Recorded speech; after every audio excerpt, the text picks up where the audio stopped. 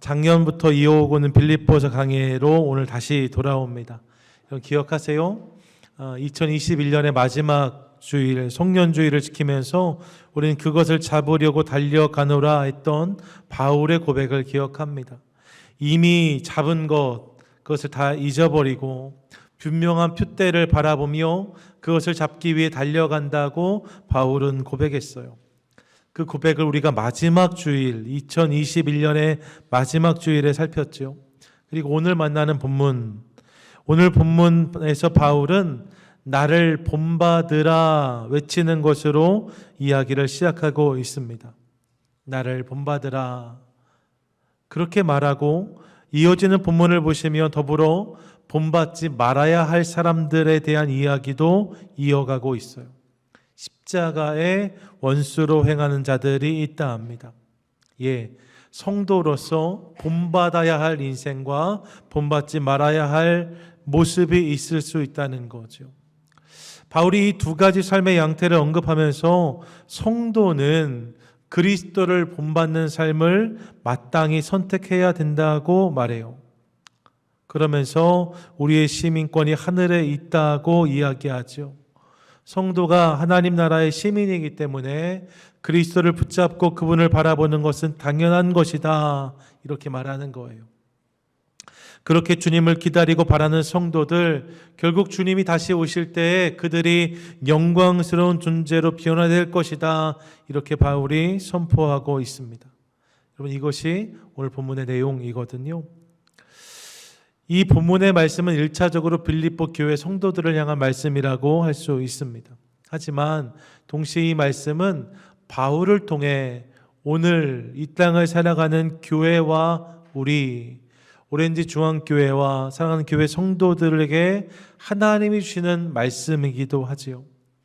이 사실을 기억하면서 오늘 본문을 통해서 우리에게 주는 메시지들 몇 가지를 나누기 원합니다. 먼저 본문을 보시면 본문이 시작될 때 바울이 외치는 한마디가 우리에게 크게 들리는 것을 봅니다. 뭐라고 말씀해요? 형제들아 너희는 함께 나를 본받으라고 외칩니다.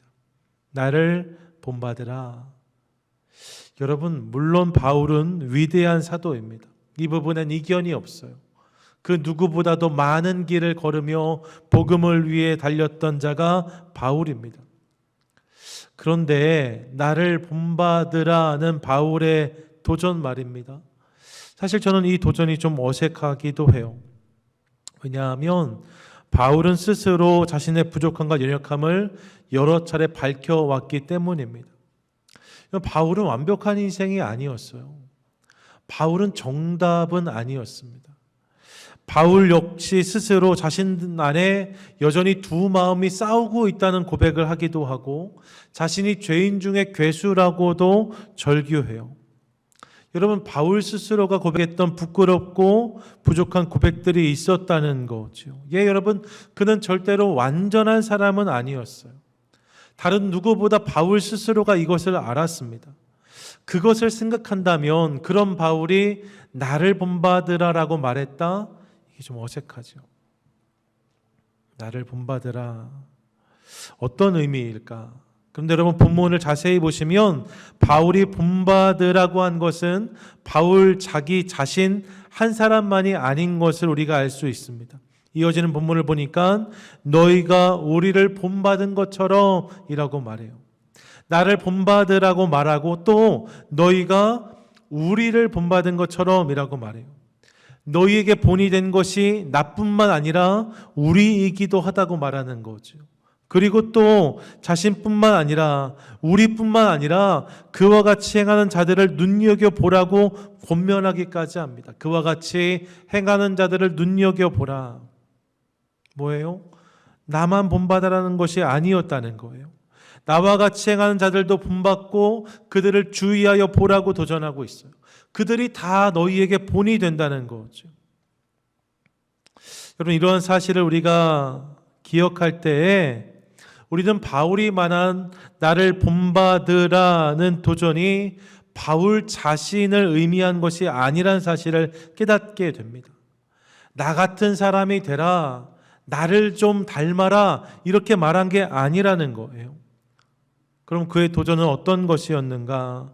그의 도전은 내 안에 있는 어떤 것, 그렇기에 나와 함께한 자들에게도 있는 어떤 것, 그것을 너희가 본받아야 한다는 도전이라고 할 수 있습니다.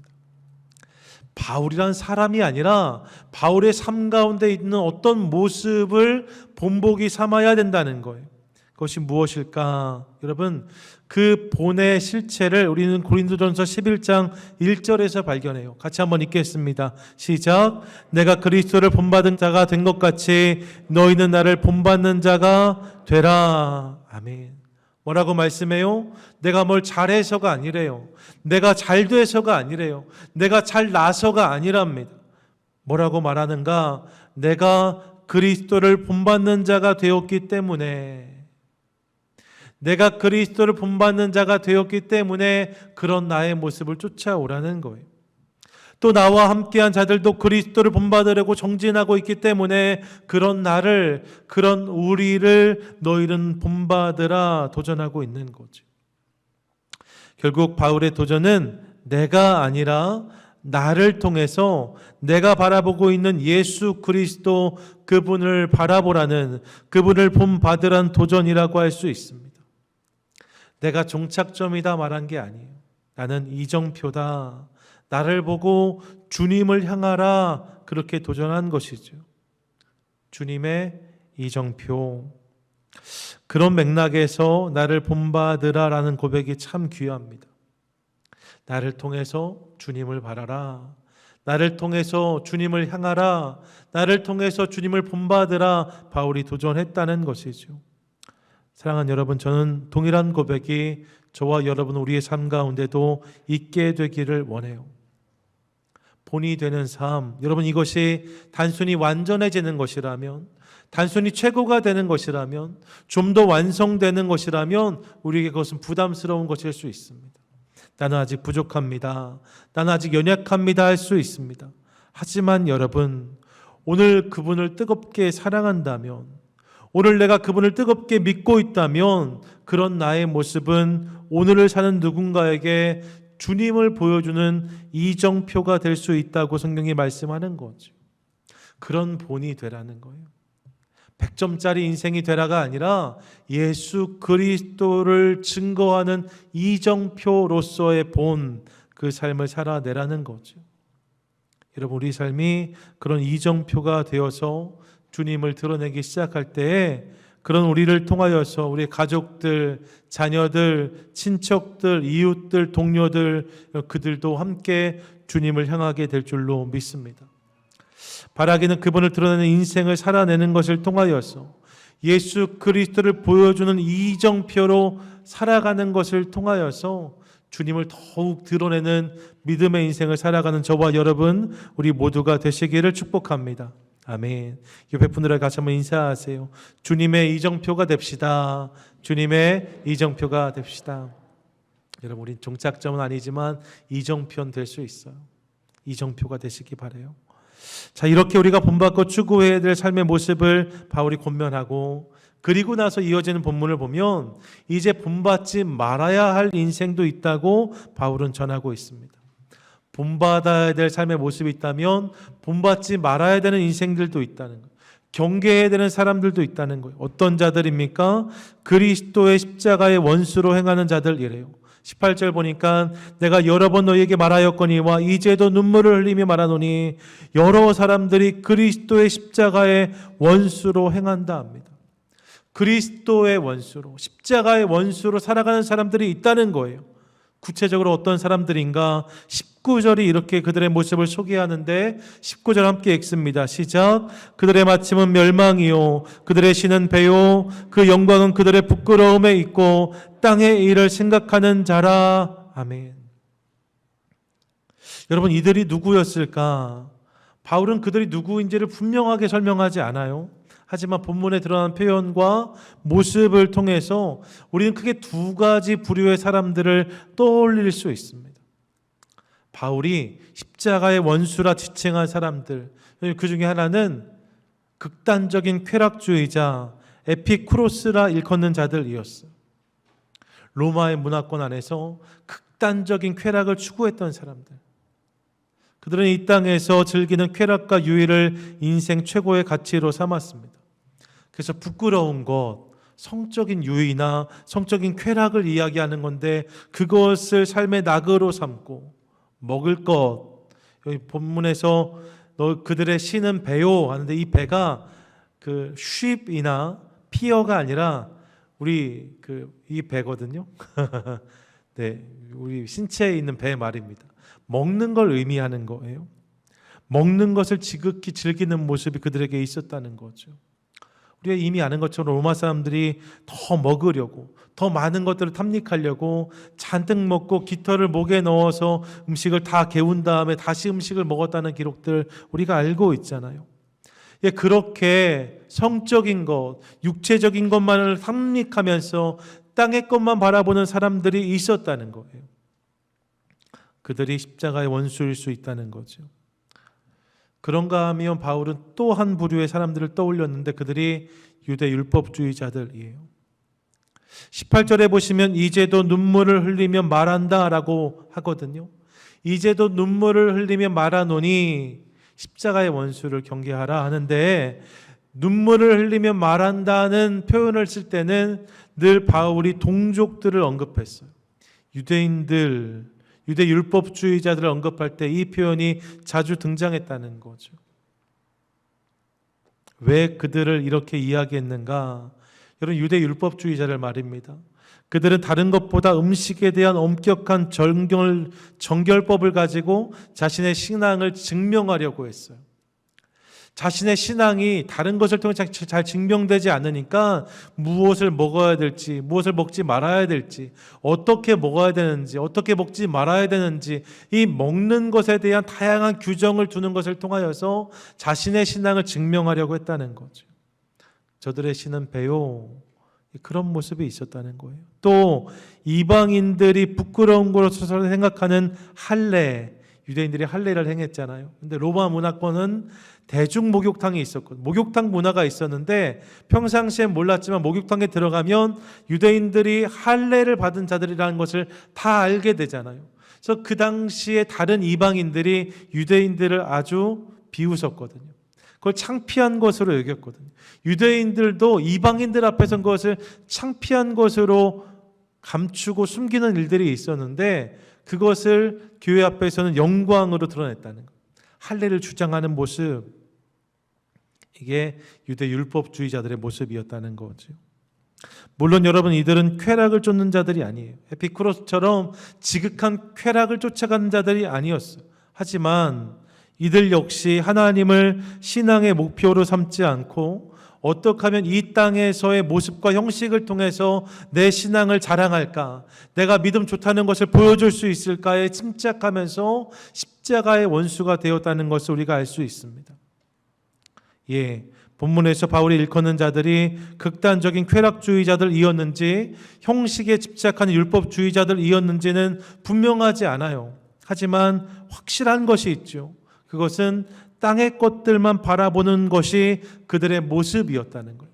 그들은 땅의 것만을 바라보는 자들이었어요. 보여지는 것, 드러나는 것, 이 땅에서 누리는 것만을 주목하고 강조하는 사람들, 그들이 오늘 본문이 말씀하는 십자가의 원수된 자들의 모습이었다는 거죠. 바울은 그들을 경계하라고 단언합니다. 땅의 것만 추구하는 인생, 그 인생은 성도가 쫓아갈 모습이 아니라는 거예요. 오늘 우리도 이 메시지를 마음에 새기기 원합니다. 여러분, 땅에서 살기 때문에 물론 땅의 것도 필요합니다. 땅의 것도 필요해요. 먹는 것도 필요하고 쓸 것도 필요합니다. 하지만 땅의 것이 필요하다고 땅의 것만 바라보며 살아간다면, 땅의 것만 바라보느라고 하늘을 까맣게 잊고 살아간다면 여러분, 그것은 하나님이 기뻐하시는 삶의 모습이 아니라고 오늘 성경은 말씀해요. 어리석은 모습이다, 본받지 말아야 된다라고 하는 거죠. 우리 삶에 그런 모습이 있다면 이제 하늘을 바라보는 우리가 될 수 있기를 원합니다. 여러분, 땅만 바라보며 살아가는 대표적인 동물이 돼지라고 어떤 분 그러시더라고요. 돼지가 평생 땅만 보며 살아간대요. 그리고 딱 한 번 하늘을 보는데 언제 하늘을 봐요? 죽을 때가 되면 하늘을 한 번 본다, 이런 이야기를 들은 적이 있습니다. 진짜인지 모르겠어요. 그런데 만약에 이 말이 진짜라면 우리는 그런 삶을 거절해야 될 것입니다. 이 땅에서 살 때는 땅의 것이 전부인 것처럼 땅만 바라보며 살아가다가 마지막 순간이 되어서야 하늘을 바라보는, 그건 영적인 돼지일 수 있는 거죠. 그런 삶을 거절하고 땅을 밟고 하늘을 바라보는 복된 성도, 저와 여러분, 우리 모두가 되시기를 축복합니다. 아멘. 자, 성도를 향해서, 빌립보 교회 가족들을 향하여서 나를 이정표 삼아 예수를 본받으라고 도전했어요. 땅의 것만 바라보면서 멸망을 달려가는 십자가의 원수들을 경계하고 거절하라고 바울은 권면했습니다. 그러면서 바울은 이어지는 본문에서 이를 위해, 본받고 본받지 않기 위해, 따르고 경계하기 위해 빌립보 교회 성도들이 반드시 기억해야 됐던 중요한 사실 한 가지를 언급해요. 본문 20절인데 20절 함께 읽겠습니다. 시작. 그러나 우리의 시민권은 하늘에 있는지라 거기로부터 구원하는 자 곧 주 예수 그리스도를 기다리노니. 아멘. 무엇입니까? 예수를 본받고 십자가의 원수들을 경계해야 하는 이유, 땅의 것을 넘어서 하늘을 바라보며 살아야 하는 이유, 그 이유는 다름 아닌 우리의 시민권이 하늘에 있기 때문이다라고 바울이 도전하고 있는 거예요.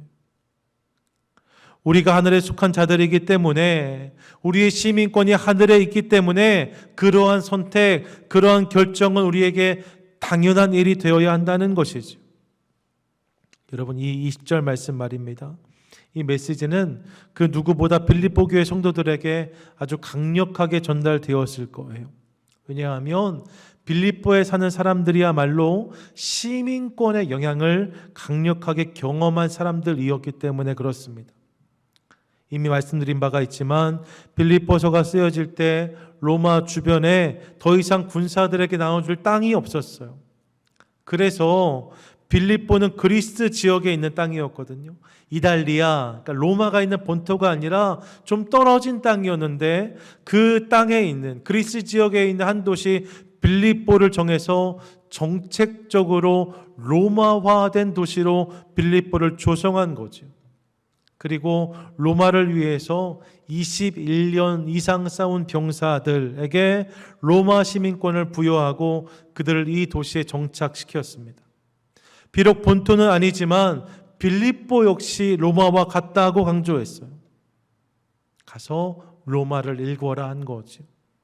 상황이 이렇다 보니까 빌립보 지역의 사람들은 로마 시민권에 대한 남다른 자부심이 있었습니다. 여러분, 기본적으로 군인이 충성심이 강한데 거기다가 그 땅을 로마처럼 이란 슬로건을 내걸었으니 얼마나 강력하게 로마에 대한 마음을 가지고 살아갔겠어요.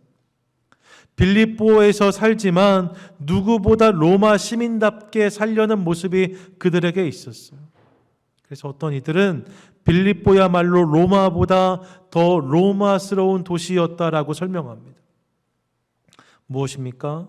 로마 시민권이 그들로 하여금 그리스 빌립보에서 로마 시민으로 그들을 살게 했다는 거예요.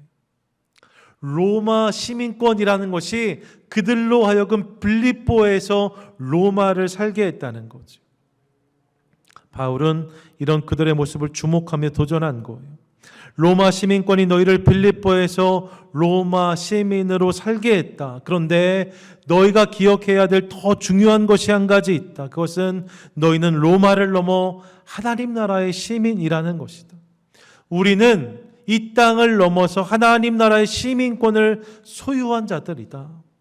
그러므로 비록 지금은 이 땅을 밟고 살아가지만, 이 땅에서 부족하고 연약하고 초라한 모습을 지니며 살아가고 있지만 하나님 나라의 백성, 하나님 나라의 시민이라는 것을 잊으면 안 된다.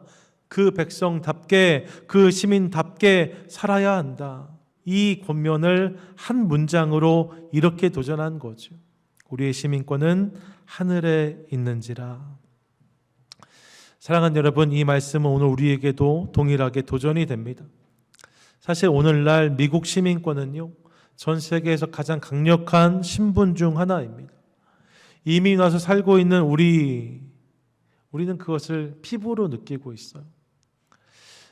저도 신분 문제 과정 중이라 늘 이것 때문에 고민이 있고 기도도 하는데, 여러분, 신분 문제의 중요성을 우린 너무나 잘 알고 있습니다. 말씀을 준비하다가 몇 달 전, 벌써 한 2년 전인데, 한 집사님의 모습이 떠올랐어요. 일부 예배 드리시는 분이신데, 예배 때는 늘 표정이 좋지만 그 예배 때 더 표정이 좋으셨어요. 예배 내내 싱글벙글 하셨어요. 왜 이렇게 표정이 좋으신가? 예배 끝났더니 저를 부르시더니 목사님 잠깐만 와보라고. 그래서 갔더니 품을 딱 여시면서 뭘 꺼내셨어요. 수첩 같은 거. 뭐였을까요? 미국 여권. 시민권인 거죠. 시민권 나왔어. 그분의 표정을 제가 기억합니다. 여러분, 다른 걸 받은 게 아니에요. 미국 시민이 되었다는 것, 그것만으로도 그렇게 기뻐하는 모습을 기억하고 있어요. 미국 시민권이 우리에게 그런 의미가 있지요. 그런데 여러분, 성경은 그런 미국 시민권보다 더 중요한 것, 더 우리가 기억해야 될 우리의 중요한 신분이 있다라고 말씀해요. 그것이 무엇입니까? 하나님 나라의 시민권이에요. 하나님 나라의 시민권.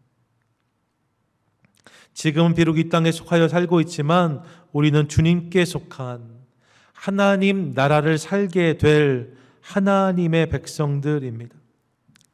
그렇기에 우리는 땅의 것만 있는 것처럼, 땅의 것이 전부인 것처럼 살아가는 세상의 모습을 거절해야 된다는 거예요. 물론 땅도 필요해요. 하지만 땅의 것만, 이것은 거절하고 하나님 나라의 백성답게, 하나님 나라의 시민답게 살아가야 한다고 성경이 우리에게 도전하는 것이죠. 땅의 기준을 넘어 하늘의 기준으로, 다른 기준, 다른 가치, 다른 방향을 붙잡고 살아가는 모습이 우리에게 있어야 한다는 것. 사랑하는 여러분, 우리의 시민권이 하늘에 있는 것을 믿으시기 바랍니다. 아멘. 우리가 변호사 산 적이 없어요. 이수석하려고 비용을 낸 적이 없어요. 하지만 예수 그리스도께서 우리를 위해서 죽으시고 부활의 첫 열매가 되셔서 하늘의 문을 여심으로 우리의 신분이 하늘 시민권을 소유한 자들이 되게 되었습니다. 그러분, 이 사실에 감격하고 기뻐하며 날마다 그 하나님 나라의 시민으로 살아가는 저와 여러분, 우리 모두가 되실 수 있기를 축복해요. 아멘. 한 선교사님의 이야기를 소개하며 오늘 말씀을 마치려고 합니다. 1부 때는 다른 이야기를 나누었는데 두 가지 이야기를 생각했다가 2부 때는 이 말씀을 나누려고 해요. 20세기 초요, 1900년대 초반인데 아프리카에서 평생을 보낸 선교사님이 계셨어요. 문명과 떨어져서 낙후된 지역에서 평생 원주민들에게 복음을 전하며 살았던 선교사님 내외가 이제 고생을 많이 한 다음에 때가 되어서 선교지에서 사역을 은퇴하고 돌아올 때가 되었습니다. 그래서 아프리카에서 미국으로 돌아오는 배에 몸을 실었어요. 근데 마침 그 배에 아프리카에서 어떤 일정을 감당하고 돌아오는 대통령 일행이 함께 탔습니다. 실제로 있었던 일이라 그 대통령이 루즈벨트라고 전해지는데, 어쨌든 대통령 일행과 한 배를 탄 거죠. 그리고 이 배가 뉴욕항에 도착했어요. 그걸 떠났다가 한참 만에 돌아오는데 얼마나 이 선교사님이 설레셨겠어요. 뉴욕항을 바라보는데 사람들이 많이 나와 있는 거예요. 수많은 인파가 선착장에 모여 있는 거죠. 그 많은 인파들을 보면서 이 선교사님 내외는 그들 중에 당연히 다는 아니지만 교회나 선교회에서 우리를 마중 나온 사람들이 있을 거다, 그런 기대를 해보았어요. 뭐라고 인사하지? 이런 생각을 한 거죠. 그런데 여러분, 애석하게도 그 많은 인파들은 다 대통령을 환영하는 인파였습니다. 요란한 현수막, 넘쳐나는 사람들, 악기를 연주하는 관악대, 빛나는 제복을 입은 이 의장대, 주지사를 비롯한 수많은 정치인들, 그들은 다 하나같이 대통령을 만나기 위해 온 사람들이었어요. 대통령을 환영하는 사람들, 그렇게 수많은 사람들의 환영과 박수를 받으면서 대통령의 배에서 내렸고 그리고 출발하였습니다. 그렇게 뻑적지근하게 대통령 환영 행사가 지나고 나니까 선착장에 남은 사람이 하나도 없었어요. 선교사님이 뒤이어 내리려고 하는데 텅 빈 선착장이 눈에 들어왔습니다. 현수막도 없고 선교사 내외를 파송한 교회 교인들도, 파송한 선교회 직원도 단 한 사람 나오지 않았어요. 은퇴하고 돌아오는 길에 한 번도 그런 마음이 들지 않았는데 뻑적지근한 환영 행사가 지나고 다 사라져버린 사람들과 텅 빈 선착장을 바라보면서 이 선교사님의 마음 가운데 억울함이 올라왔습니다. 그래서 하나님한테 이야기했어요. 하나님, 저 서운합니다. 하나님, 저 서운합니다. 인생의 황금기를 주님께 드렸고 최선을 다해 사명도 감당했는데 제가 어떻게 그 땅의 사람들을 섬겼는지 주님이 아시는데 고향에 돌아와 보니 우리의 모습은 초라하기만 합니다. 대통령이 고작 며칠을 그 땅에 머물다 돌아와도 저런 환대를 받는데 하나님, 저 정말 많이 서운합니다. 이런 마음이 올라온 거죠. 그 순간 그의 마음 가운데 주님이 주신 음성이 있었어요. 그 음성이 이랬다는 거죠. You are not home yet. You are not home yet. 넌 아직 고향에 온 것이 아니다. 그 음성이 그의 마음 가운데 떠올랐어요. 그러면 주님이 그에게 말씀하셨어요. 너무 섭섭해하지 마라. 넌 아직 고향에 온 것이 아니다. 너의 진정한 고향, 너의 영원한 집은 하늘에 있다. 내가 영원한 집에 돌아오는 그날 내가 두 팔 벌려 너를 환대할 것이다. 내가 너를 보고 크게 기뻐할 것이고 너도 나의 그 기쁨에 참여하게 될 것이다. 이 음성이 선교사의 마음에 큰 위로가 되었습니다. 더 이상 서운하지 않았어요. 더 이상 억울하지 않았어요. 감격으로 그 음성을 받고 고국에서 끝까지 주님과 복음을 위해 살아갔다는 선교사의 이야기가 있습니다. You are not home yet. 너는 아직 고향에 온 것이 아니다. 전 여러분, 이것의 또 다른 표현이 바로 오늘 본문의 말씀이라고 믿어요. 뭐라고요? 우리의 시민권은 천국에 있는지라. 사랑하는 여러분, 우리의 시민권은 하늘에 있어요. 우리는 미국도 아니고 한국도 아니고 그것을 넘어서 하나님 나라에 속한 그분의 백성들입니다. 그러므로 이 땅에서 좀 부족하고 불편하고 뒤에 선 것처럼 느껴질지라도, 좀 손해보고 좀 어려운 것처럼 느껴질지라도 그것을 인한 낙심과 실망을 거절하는 우리 될 수 있기를 원해요. 대신 여러분, 우리를 위해 예비된 더 나은 본향을 우리가 함께 바라보도록 하겠습니다. 히브리서 11장 16절이에요. 함께 읽겠습니다. 시작. 그들이 이제는 더 나은 본향을 사모하니 곧 하늘에 있는 것이라. 아멘. 여러분, 하나님 나라를 아는 사람은 이 땅만 바라보며 살지 않는데요. 더 나은 본향을 아는 사람은 오늘만 사는 사람이 아니라고 성경은 말씀합니다. 주님을 만날 그날과 그분과 영원히 살게 될 그 나라를 꿈꾸며 그날과 오늘을, 그곳과 이 땅을 연결해서 살아가는 사람들, 그게 하나님 나라의 시민들이에요. 사랑하는 여러분, 간절히 소원합니다.